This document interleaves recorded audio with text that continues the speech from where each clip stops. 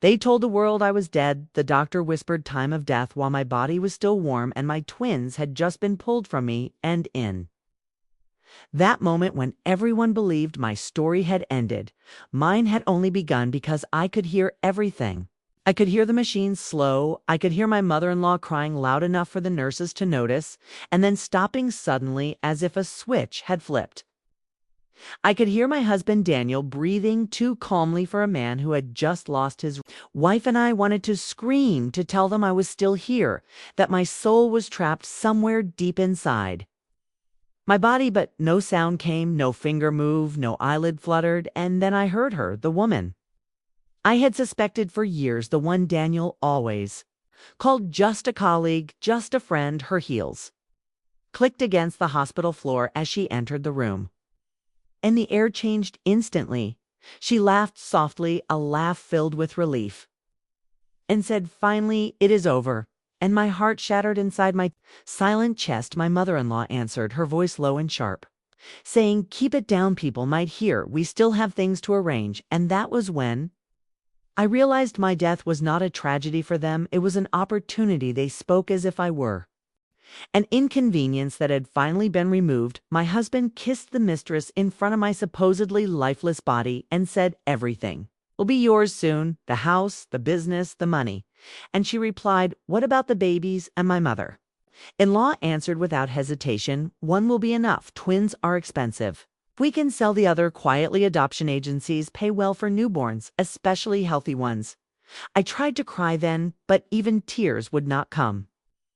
I was locked inside my own body, listening to my children being treated, confirm I was nothing more than a problem already erased. They signed papers. They told doctors to disconnect machines, but something delayed it. Maybe fate, maybe God, maybe a nurse who noticed my heartbeat never truly stopped, and so I remained there day after day, drifting in darkness, waking briefly only to hear more cruelty. My mother-in-law arguing with lawyers, my husband discussing insurance money, the mistress shopping for baby clothes, calling herself the future mother. I memorized every word, every plan, every betrayal, and I swore that if I ever opened my eyes again, none of them would escape what they had done. Days passed, then weeks. I heard nurses talk about miracles and comas and how rare it was for someone declared dead to still show brain activity. And on day 29, when everyone thought the story was finished, when my husband was already planning a memorial service and my mother-in-law was finalizing the illegal adoption papers, my finger twitched just once. A nurse screamed, machines beeped, doctors rushed in, and for the first time in nearly a month, air filled my lungs properly. My eyes opened, and the first face I saw was not my husband, not my family, but a nurse, crying and saying, "Welcome back, you are safe now." And in that moment, as strength slowly returned, one thought burned brighter than anything else: I am alive, and they will pay. When consciousness settled fully into my body, the truth crashed into the hospital room like a storm. My husband Daniel stood frozen when he saw my eyes open, his face drained of color, as if he had seen a ghost, because to him, I was one. He stuttered my name, pretending shock, pretending relief, but I saw fear underneath. Pure, raw fear. My mother-in-law arrived minutes later, her performance flawless, tears shaking hands, prayers whispered, but her eyes betrayed her. Calculating, cold, angry that her plans had been interrupted.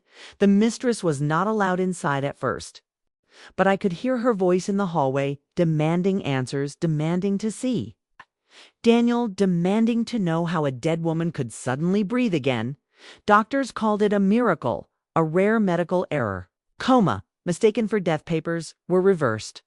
Investigations quietly closed because hospitals hate admitting mistakes, and that suited me perfectly because no one questioned how much I had heard while trapped inside my body.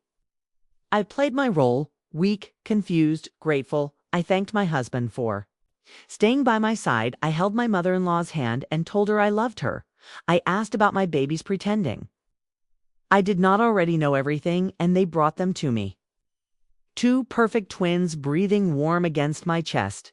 And in that moment, revenge became secondary to survival. I knew I had to heal quietly, gather strength, and pretend ignorance while recording every lie they told me.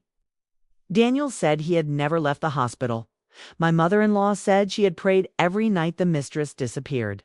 From the narrative entirely erased like I had been, but karma has a way of surfacing truth when you least expect it. A young nurse came to me late one night, her voice trembling as she said, "I don't know what you remember, but you were not treated kindly when they thought you were gone," and she slipped her phone into my hand recordings voice notes hospital room. Conversations captured accidentally while she documented strange behavior insurance.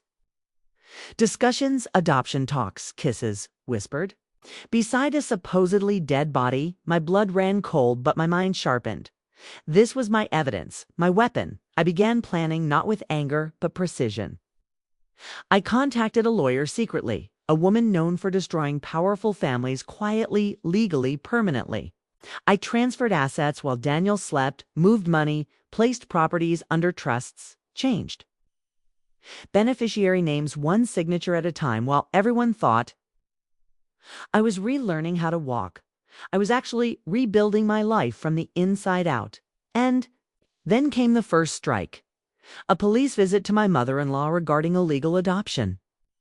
Paperwork she had filed prematurely. The second strike, an audit into Daniel's company triggered by anonymous tips.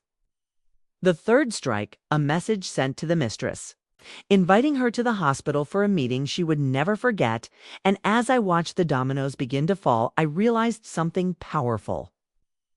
I had died once already, and when death releases you, fear loses its grip. The day of reckoning did not arrive.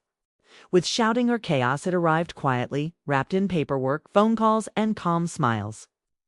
My husband still believed he was in control, still thought my weakness was real. He brought flowers every morning, kissed my forehead, and spoke about rebuilding our future, while behind his back accounts were freezing, contracts were dissolving, and partners were turning away. One by one, the audit exposed years of fraud, money laundering, and forged signatures, all traced back to him and carefully none to me. When police arrived, he looked at me first, not in love, not in fear, but in disbelief, as if asking silently, how could this happen? And I met his eyes softly, holding our twins, and said nothing.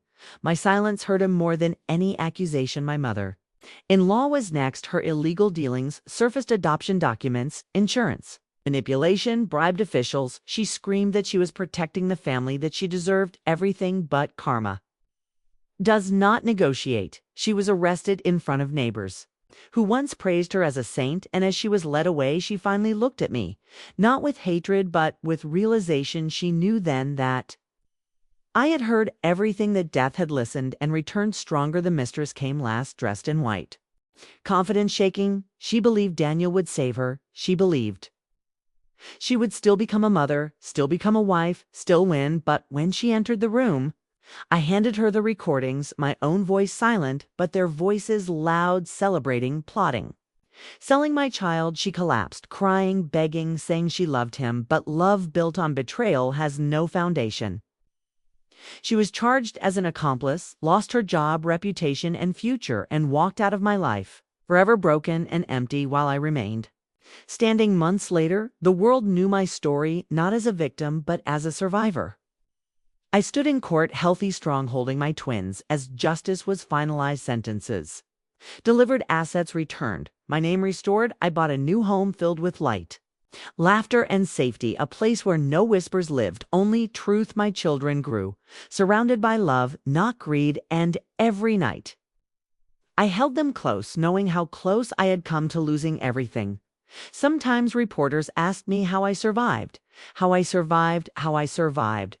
I forgave, and I always answered the same way: forgiveness is not for those who hurt you, it is for the life you choose to build. After pain, I did not seek revenge. I sought balance, and karma did the rest. I died once, and in that death I learned my worth. I learned that evil celebrates too early, and that a mother's love is stronger than betrayal, stronger than lies, stronger than even death. And as I watch my twins sleep peacefully, I smile, knowing that the coldest revenge is not punishment, but peace. And the most beautiful ending is not destruction, but a life reborn.